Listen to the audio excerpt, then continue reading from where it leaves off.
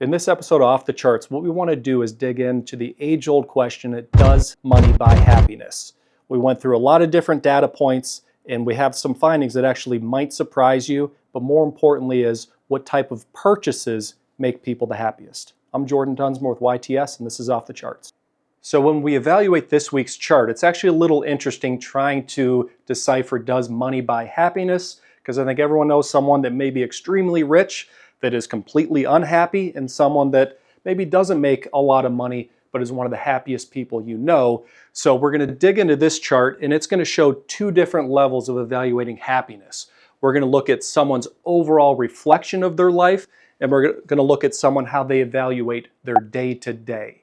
And there was a previous study done in 2010 showing that anyone that makes over $75,000 a year has the same level of happiness as someone that could make $2 million a year.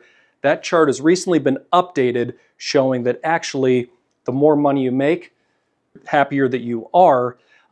We kind of see that it peaks out right now, right around $400,000. People evaluate their well-being overall being better, and they also evaluate their day-to-day life actually being a little better.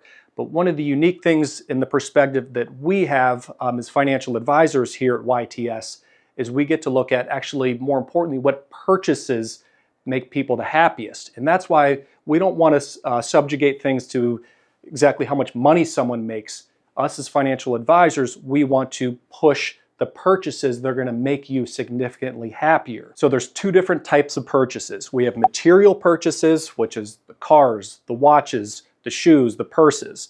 And then we have experiential purchases, which are the vacations, which are spending time with family, spending money to do that.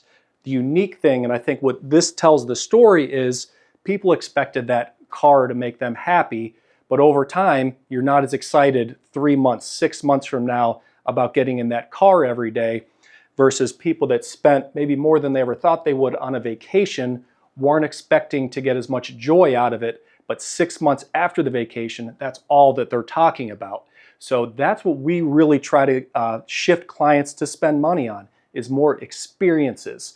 Not necessarily stuff that you can put on your wrist or show off to friends, but stuff that you talk about around the dinner table, around the campfire with friends. So again, the amount of money that someone makes does impact their level of happiness, but everyone that's watching this video has a direct control of what they spend their money on. And again, we're recommending spend the money on the experiences, less money on the material purchases, and you'll be happier altogether. So thanks for tuning in this week, and we'll see you next week.